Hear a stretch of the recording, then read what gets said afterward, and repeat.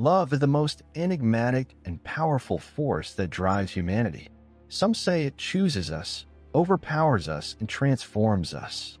Others believe that love is a choice, a conscious commitment, a deliberate act of will renewed every day. But who is right? Today on The Great Debates, we bring together two intellectual giants to resolve a question that has spanned centuries. Is love a choice, or is it a feeling? On one side, Simone de Beauvoir, one of the most revolutionary voices in existentialism. For her, love is not an emotional prison, but a conscious and free decision. Beauvoir asserts, to love is an act of creation, not a destiny. On the other side, Plato, the father of Western philosophy, sees love as a ladder that elevates us to the divine.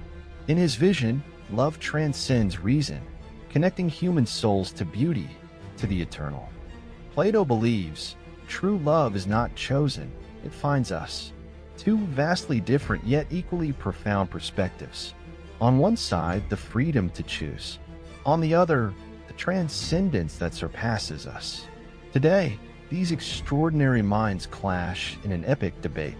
On one side, the existentialist philosophy that challenges us to take responsibility for our love. On the other, the idealism that sees love as the key to understanding the universe. And you? Are you ready to question everything you believe about love? Is it an act of will or something beyond our control? Stay with us until the end of this philosophical showdown to discover which vision is more powerful, or whether, in the end, both might be connected in ways we never imagined. Love to me is much more than a feeling that overwhelms us. It is a conscious act, a choice we make every day. It isn't something that simply happens, it's an active construction. To love is to decide to accept another person as they are, without illusions, and to build something greater than mere desire together. It is a commitment that demands effort but also freedom.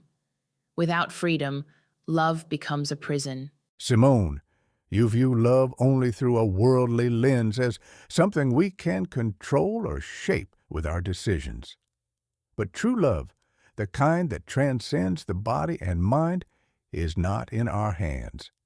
It is the soul's deepest longing for beauty, for the perfection that lies beyond us. Love is the force that connects us to the divine, guiding our souls toward the eternal.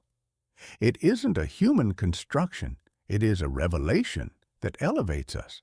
Plato, your idea of love is beautiful but naive. What you call divine, I call idealization. This idealistic view ignores human reality with all its imperfections and complexities. Do you truly believe we can live a life based on something as abstract as the pursuit of beauty? The love you describe seems so distant from the real experience we have in our relationships. Simone, you confine love to logic, but true love escapes our grasp. It's what happens when we are caught in something greater than ourselves. Love is not a dry contract, but a profound connection that draws us closer to the divine, to the essence of beauty itself. It doesn't ask to be controlled, nor does it bend to our will.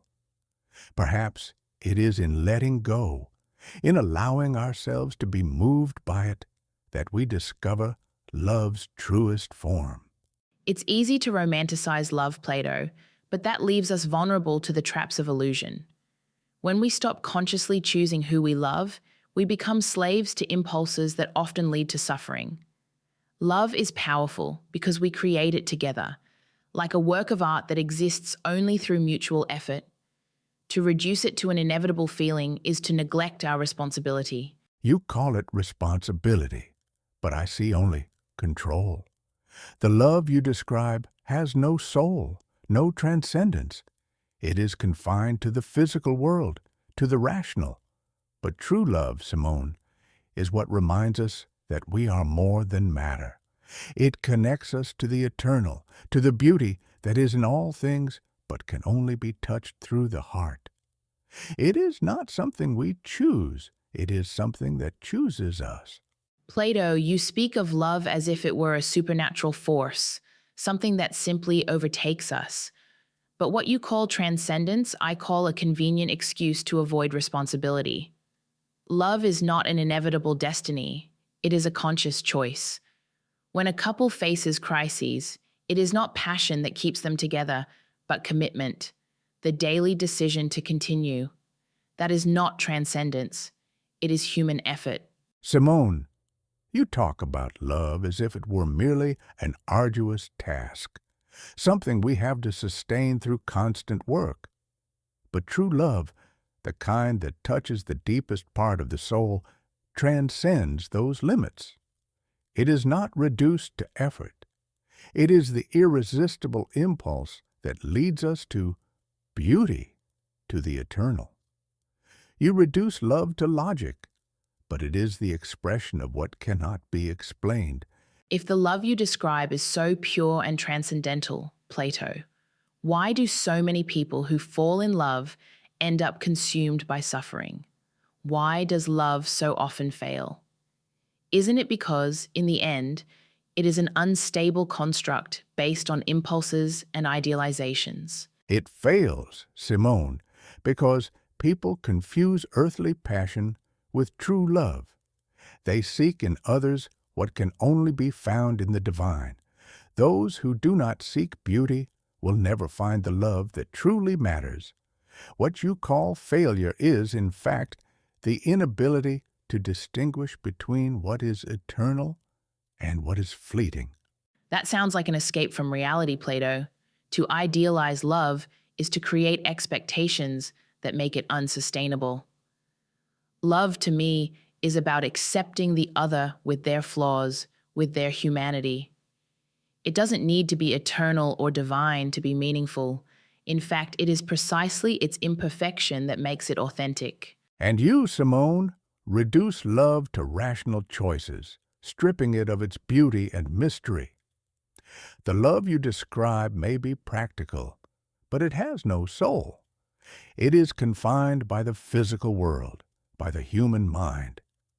True love is what lifts us out of the material and connects us to something greater. That is its beauty. It doesn't need to be perfect to be sublime. But how can we trust something so uncontrollable? How can we build a life based on a feeling that escapes us, that we cannot shape or direct? You speak of beauty, but you forget that love needs a foundation, structure, choices. Without that, it becomes nothing but chaos. Simone, you try to domesticate love, to place it in a cage you call choice. But love is not meant to be controlled. It is a living force that transforms us. It takes us out of the ordinary, challenges us to become more than we are. What you call chaos, I call transcendence. And what you call transcendence, Plato, is why so many get lost in illusions. To love is to engage with reality, not to escape it. It is to build a path together with freedom and commitment. That is the true strength of love. It is powerful because it is chosen, because it is sustained by the will of two people. You see love as a bridge between two people, Simone, but I see it as a ladder that leads us to the eternal. You speak of human effort, but true love does not need to be built. It already exists. It is like the sun, illuminating without asking for anything in return. We only need to be able to recognize it. That metaphor is poetic, Plato, but it's not practical. A love that already exists, as you claim, cannot face the challenges of life. It cannot sustain a family, overcome crises, or deal with human imperfection. To love is to work. It is to build, not to wait for something magical to fix everything. You speak of love as if it were a burden, a weight. But true love does not bind us. It frees us. It shows us that we are more than our circumstances. And if it doesn't sustain everything in earthly life, it is because earthly life will never be enough to contain its greatness. This freedom you preach seems like an escape. Love needs to be anchored in reality, Plato. Otherwise, it is just a dream that will never be realized. And perhaps Simone. That is precisely what makes it so beautiful. It is what we seek, even knowing that we can never fully attain it. Love is not about control. It is about embracing the mystery. Plato, I understand what you're saying. Feeling, I admit, may be the spark that ignites love. It is something that moves us, draws us to another, and awakens the desire for connection. But what sustains that love, what keeps the fire burning, is not the feeling. It is the choices we make day after day to care, to understand, to stay. Without those choices, the fire inevitably dies out. Simone, there is wisdom in your words. Perhaps you are right in saying that reason guides human love. After all, the decisions we make do play a role in shaping what we experience. But even so, reason can never reach the divine. It cannot touch the love that transcends, the love that connects us to the eternal. Human love may depend on choice, but true love, absolute love, exists beyond that. If absolute love is beyond reason, Plato, then it is also beyond us. You speak of it as though it's something accessible, but the reality is that no one lives in that transcendent love. We live in the real world with real people, and love only survives here if we treat it as something that depends on our conscious effort. Simone, you speak as someone who has never experienced the love that goes beyond the earthly. Perhaps that is why you cling so tightly to the idea of control and effort. You speak of freedom, but have you ever felt what it is like to be carried by something greater, something that cannot be created, only recognized? Plato and you? Could it be that your idealized view of love is nothing more than an escape from reality? You romanticize love because you've never accepted your responsibility for it. Love is not merely being overtaken by a grand feeling. It is bearing the weight of another's imperfections, accepting the difficulties, and choosing still to stay. Simone, perhaps you are partially correct. Human love does require effort, yes, but your view of love as responsibility is limited. It reduces it to something practical, almost like an agreement. True love, the love that transcends, is free of those limitations. It is not a burden. It is a liberation. It shows us that we are more than our responsibilities, more than our choices. It connects us to the infinite. But how can you trust in something so abstract, so uncontrollable? Love needs a foundation, structure. Without that, it is just a dream. And dreams, Plato, don't build anything. They deceive us, leading us to pursue something we can never reach. To love is to accept reality, not escape it. And perhaps that is precisely what makes love so beautiful, Simone. It doesn't need to be fully attained to be real. It is what we seek, what drives us to grow, to connect with something greater than ourselves. You speak of love as something concrete, but true love is fluid. It is mystery. So you prefer to live in an ideal that can never be touched, Plato? To me, that is giving up on reality. Love is not mystery, it is work. It is built every day like a bridge connecting two people. Every choice, every effort is a brick that strengthens that connection. Simone, you speak of love as a bridge, but I prefer to see it as a ladder that leads us to the divine, to the eternal. Each step is an invitation to leave behind the earthly and reach for the sublime. And unlike a bridge, this ladder requires no effort. It is already there, waiting for us. That sounds poetic, Plato, but it's completely disconnected from real life. Love must contend with imperfection, with the challenges of daily life. Your ladder may be beautiful, but it doesn't help us cross the real difficulties. What sustains love is what we do, not what we feel. Perhaps, Simone, what sustains earthly love is effort. But true love, the love that transcends, needs no sustenance. It is like sunlight. No matter what we do, it is always there, guiding us, illuminating us, even if we cannot touch it. You may see this as escapism, but I see it as a reminder of who we truly are. Plato, you keep speaking of love as something eternal, as if it exists independently of us. But I ask you, what value does love have if it doesn't depend on choice? Love that isn't supported by conscious decisions is doomed to fade. It is fleeting, like the passion you so admire. Only commitment, only effort can keep love alive.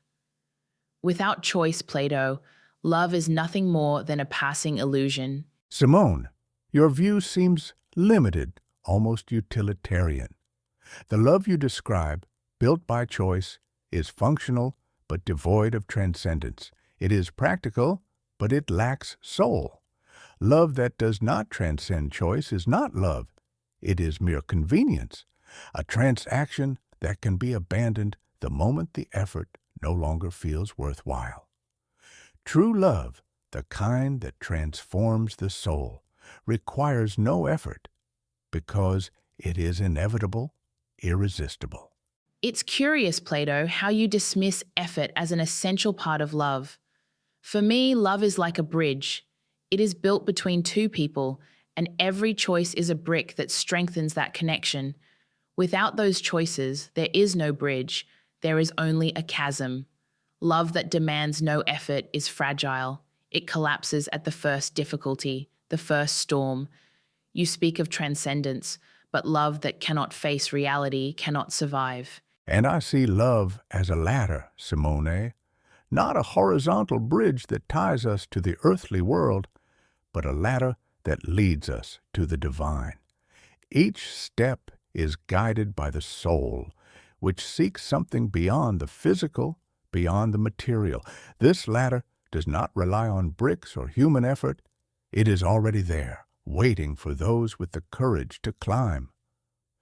True love is not something we create. It is something we discover and accept as part of ourselves. But what happens to those who try to climb this ladder, Plato, and fail? What happens when the idealization breaks, when reality sets in? It's easy to speak of love as something sublime, but it's difficult to live it in practice. The love you describe sounds perfect, but it's out of reach. It is unattainable because it doesn't accept imperfection, and it is in imperfection that human love flourishes. Simone, you speak of imperfection as though it were the boundary of love, but I see love as the triumph over those limitations. Love challenges us to reach for something greater, something that is not confined to the mundane struggles of daily life. Transcendent love doesn't need to be practical because it elevates us, reminding us that we are more than our flaws and imperfections. It is the light that guides even in darkness. You continue to deny reality, Plato. To love is to face flaws, to confront difficulties. It is to accept the other as they are, in all their humanity. Love is not a guiding light. It is a flame that must be tended constantly, or it will extinguish. Love that isn't built through daily choices simply doesn't exist. You may call it transcendence, but I call it fantasy. And you, Simone, prefer to reduce love to something so mundane that it loses its brilliance, its mystery. You confine it to logic, to reason. But true love cannot be controlled or defined. It is like the horizon. We can see it, we can move closer to it, but we can never fully reach it. That doesn't make it any less real. On the contrary, it is what makes it eternal. Eternity doesn't build relationships, Plato. What builds them is presence, the conscious choice to be with someone even when the feeling fades. To love is to fight against the erosion of time, against monotony. It is to create something new every day. You speak of love as something intangible, but that doesn't help anyone live better or love better. Love needs a foundation, a grounding in reality. Perhaps, Simone, the love you describe is enough for the earthly world. But the love I describe is not about this world. It is about something greater. It reminds us that we are part of something infinite, that our souls are connected to a higher purpose. Love isn't just about living better, it's about drawing closer to the divine, to beauty. And that is what makes it the most powerful force of all. Love, the paradox that shapes our existence. Simone de Beauvoir challenges us to see it as a bridge built with effort, choice, and commitment, while Plato elevates it to a ladder, guiding us toward the eternal. Two visions, one grounded in human effort, the other soaring into transcendence. But perhaps love is both a feeling that ignites and a choice that sustains. In the end, it may be the eternal struggle between these two forces that gives love its unmatched power and mystery. Now, the question is yours. Is love the steady hand that builds or the mysterious force that transforms? Do you align with Simone de Beauvoir's call for conscious effort, or with Plato's vision of love as divine transcendence? Or perhaps the truth lies not in choosing one, but in embracing the tension between both, a paradox that mirrors the complexity of love itself. Share your thoughts in the comments, and let's continue this timeless debate. If this debate made you reflect, like this video and subscribe to the channel for more thought-provoking and enlightening discussions. Which thinker impacted you the most today? Comment below, Simone de Beauvoir or Plato. And don't forget to suggest the next great debate. How about Freud versus Jung, exploring whether we are guided by reason or the unconscious? Or Camus versus Kierkegaard, debating the meaning of love and existence? Your suggestions make this channel even stronger. Love defines us, not only in our relationships, but also in how we face the world and ourselves. See you in the next episode of The Great Debates, where history's greatest minds continue to challenge our ideas and illuminate the present.